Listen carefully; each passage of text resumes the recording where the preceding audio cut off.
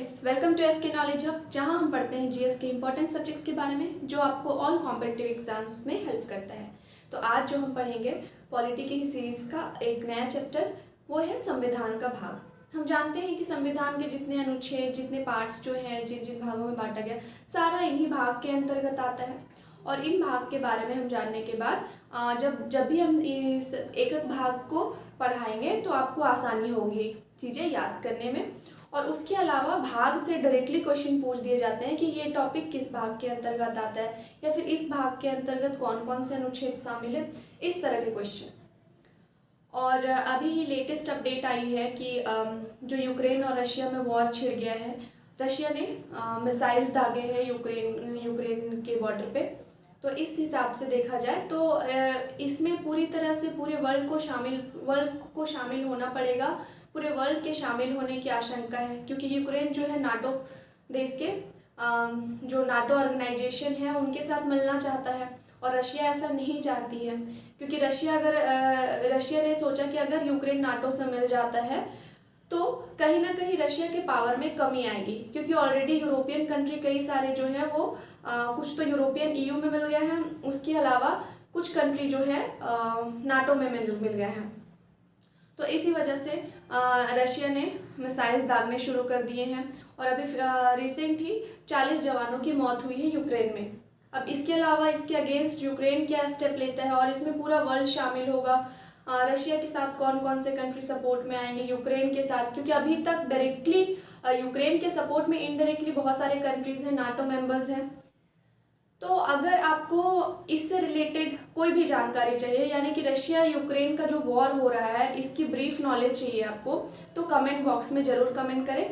तो हमारी जो क्लास रहेगी इससे रिलेटेड भी आपको करवाई जाएगी संडे को।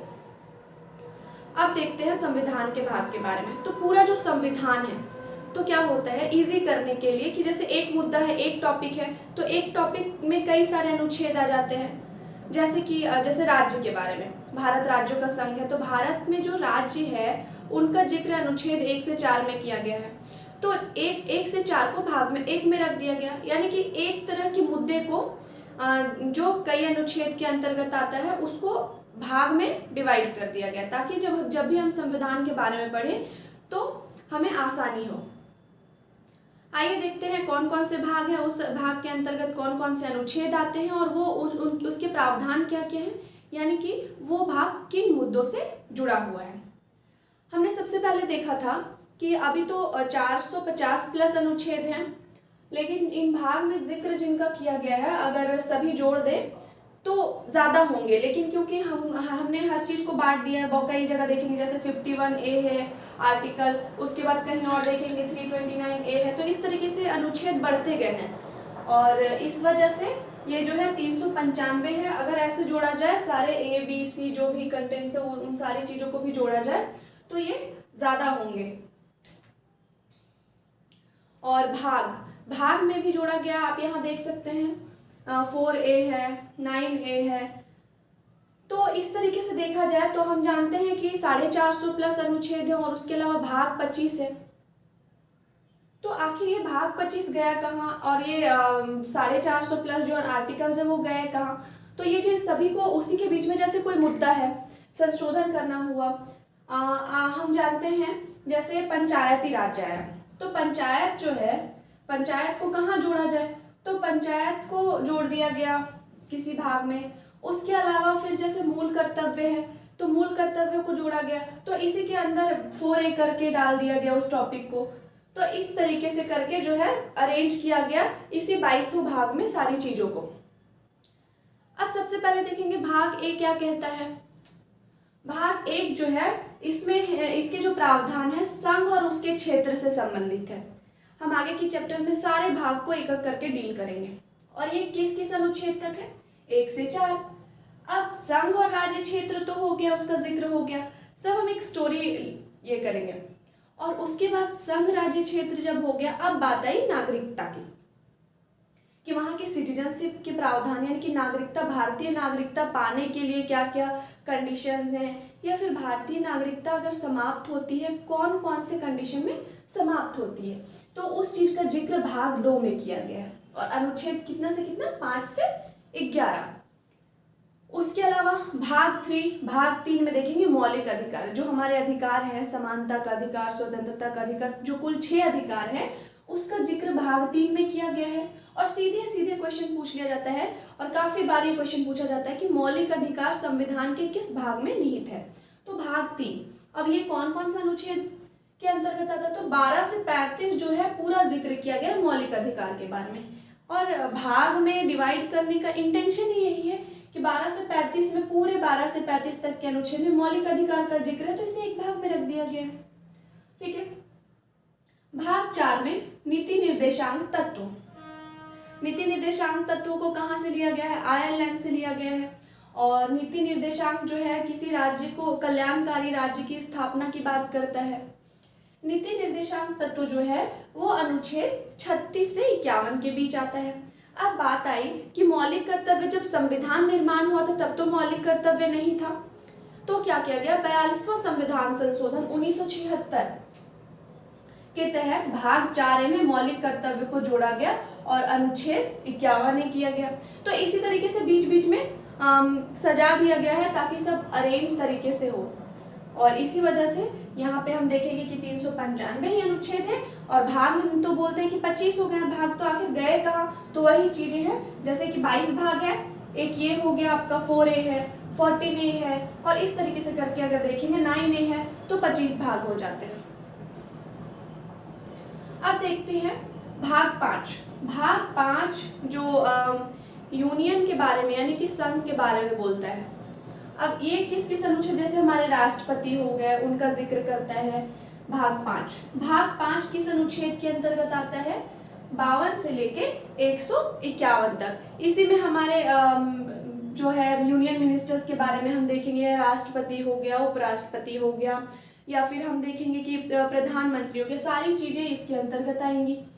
अब भाग 6 संघ के बाद राज्य। भाग 6 के अंतर्गत राज्य आता है। राज्य कितने अनुच्छेद में विभाजित है, 152 से 237। इसको एक बार और से रिपीट कर लेते हैं हम। भाग 1 जो है संघ और उसके क्षेत्र के बारे में बोलता है और ये अनुच्छेद 1 से 4 तक है। अब संघ राज्य क्षेत्र की बात हो गई तो अब तो वहां पे रहने के लिए नागरिकता लेनी होगी, भारत में रहने के लिए नागरिकता चाहिए, तो नागरिकता का जिक्र भाग 2 में किया गया है 5 से 11 अनुच्छेद। अब नागरिकता मिल गई, अगर हम कहीं पे रह रहे हैं तो हमारे तो कुछ अधिकार होने चाहिए ना, तो उस चीज को दिया गया है मौलिक अधिकार को भाग 3 में 12 से 35। अब मौलिक अधिकार भी हमें अधिकार भी मिल गया। अब क्या करना है, उस राज्य को कल्याणकारी राज्य की स्थापना करना है, यानी कि नीति निर्देशांक तत्व, तो वो है भाग 4 36 से 51। उसके अलावा सारी चीजें हमें मिल गई, तो हमें क्या करना है, हमारा खुद का कर्तव्य बनता है ना, देश के प्रति कुछ चीजें बनती है हमारे कर्तव्य, तो उन्हें मौलिक कर्तव्य को भाग 4 51A में जोड़ा गया है। उसके बाद अब आ जाते हैं सरकार। तो सरकार सबसे पहले संघीय सरकार होगी। संघ के बारे में भाग 5 में दिया गया है, 52 से 151 अनुच्छेद के बीच है। उसके बाद भाग 6 संघ के बाद क्या आ गया, राज्य ही आएगा ना, तो राज्य में जो सारी चीजों का जिक्र जो किया गया है वो 152 से 237। इसमें मुख्यमंत्री, राज्यपाल या फिर विधानसभा, इन सारी चीजों का जिक्र किया गया है। भाग 7, तो ध्यान रहे कि जो भाग 7 है ना, तो भाग 7 को अब निरस्त कर दिया गया, जो हम देखेंगे आगे के चैप्टर्स में पढ़ेंगे, जब राज्य का निर्माण होगा उस दौरान हम पढ़ेंगे कि जितने भी राज्य थे उनको भाग 7 में रखा गया था। उस दौरान 14 राज्य थे, और तो इस प्रकार से जो भाग 7 को क्या किया गया, क्योंकि राज्य और संघ और उसके क्षेत्र तो यहाँ पे आ गए, तो इसी वजह से इसको निरस्त कर दिया गया। तो ये ध्यान रखा जाए, भाग 7 को निरस्त कर दिया जाए। और भाग 7 किसके अंतर्गत आता है, 7वें संविधान संशोधन 1956 के अंतर्गत, जिसको क्या निरस्त कर दिया गया। उसके बाद अब आ गया भाग 8। भाग 8 संघ राज्य क्षेत्र का जिक्र करता है। ये क्या है, इसका आर्टिकल 239 से 242 है। उसके बाद आता है भाग 9 पंचायत। इसका जिक्र है 243 से 243O तक, यानी कि 243 के बाद 243A B C ऐसे करके काफी सारी चीजें जो है सारी डाली गई हैं पंचायत के अंतर्गत, पंचायत के जो भी नियमावली है। भाग 9A नगर पालिका। अच्छा, अगर हम देखेंगे पंचायत को किस संविधान संशोधन के तहत जोड़ा गया? 73वें संविधान संशोधन के तहत। 73वां संविधान संशोधन था।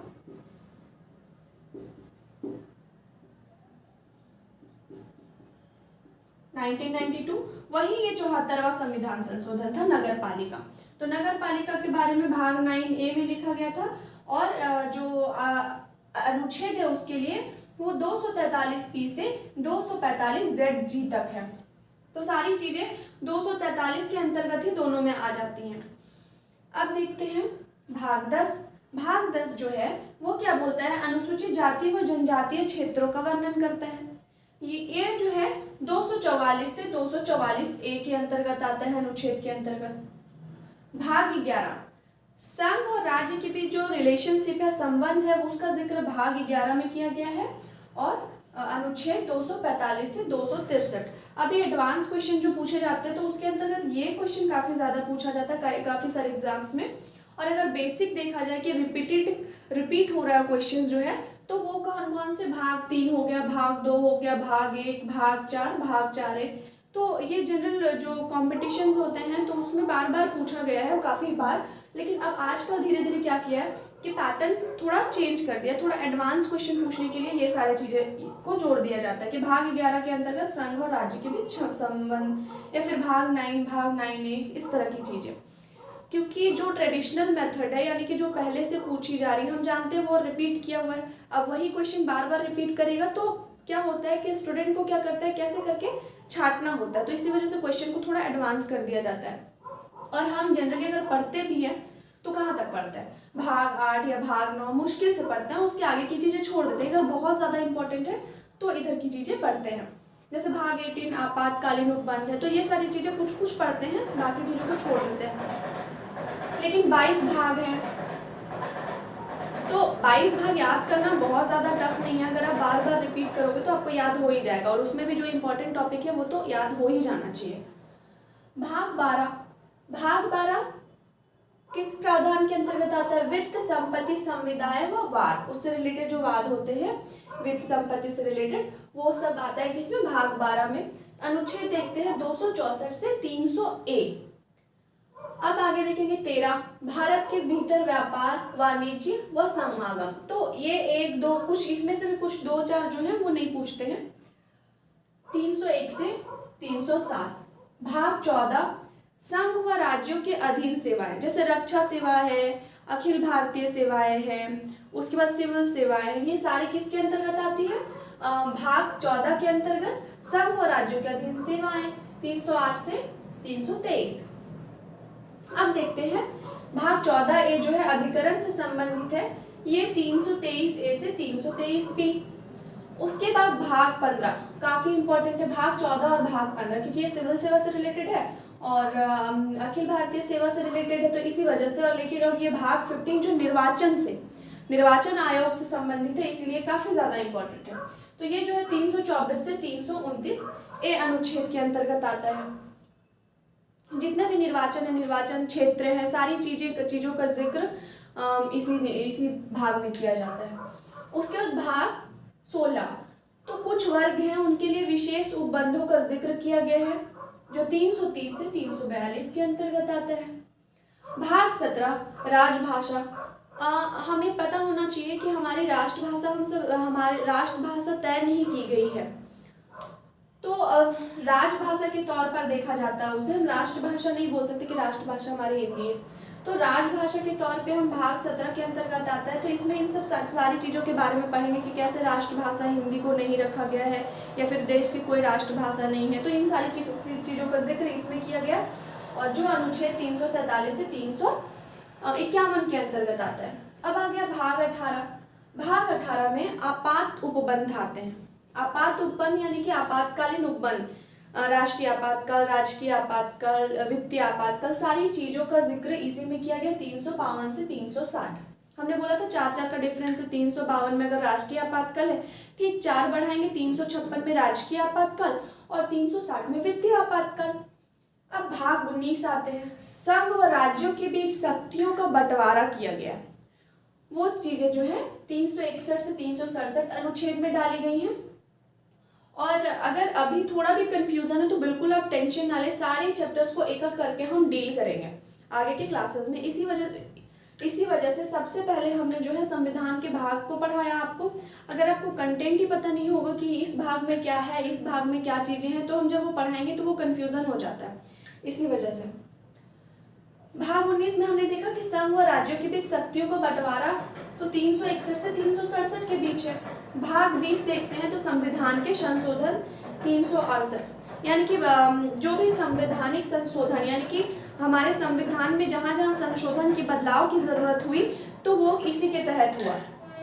देखेंगे कि आप ये जो 368 अनुच्छेद के अंतर्गत आता है, और हमने देखा कि संविधान संशोधन की प्रक्रिया जो है वो कहाँ से ली गई है, तो अफ्रीका से ली गई है।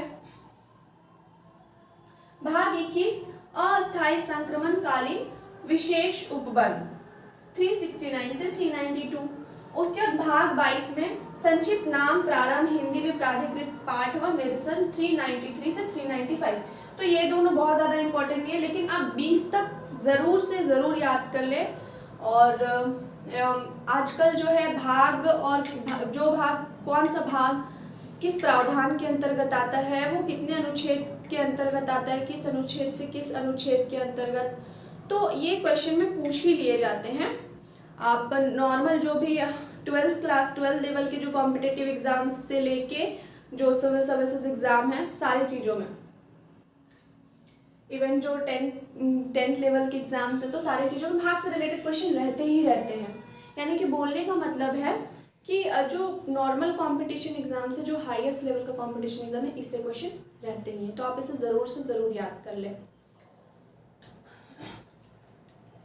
तो भाग 1 में संघ और उसके क्षेत्र 1 से 4 अनुच्छेद, भाग 2 नागरिकता 5 से 11 अनुच्छेद, भाग 3 मौलिक अधिकार 12 से 35, भाग 4 नीति निर्देशांक तत्व 36 से 51, भाग 4 मूल कर्तव्य 51A, भाग 5 संघ से संबंधित जो भी नियमावली है तो 52 से 151, भाग 6 राज्य 152 से 237, भाग 7 सातवें संविधान संशोधन 1956 के तहत क्या किया गया था, राज्यों की सूची बनाई गई थी जिसको बाद में निरस्त कर दिया गया। भाग 8 संघ राज्य क्षेत्र के बारे में जिक्र करता है 239 से 242 अनुच्छेद के अंतर्गत। भाग 9 पंचायत 243 से 243 ओ, भाग 9 नगर पालिका 243 पी से 243 ZG। भाग 10 अनुसूचित जाति व जनजातीय क्षेत्र यानी कि 244 से 244 ए के अंतर्गत। भाग 11 संघ व राज्य क्षेत्र के बीच संबंध को दर्शाता है जो 245 से 263 के अनुच्छेद के अंतर्गत आता है। भाग 12 वित्त संपत्ति संविदाय व वाद 264 से 300 अनुच्छेद ए के अंतर्गत आता है। भाग 13 भारत के भीतर व्यापार वाणिज्य व समागम का जिक्र किया गया है जो 301 से 307 के अंतर्गत आता है। भाग 14 संघ व राज्यों के अधीन सेवाएं जिसमें रक्षा सेवाएं, अखिल भारतीय सेवाएं, सिविल सेवाएं आती हैं तो 308 से 323।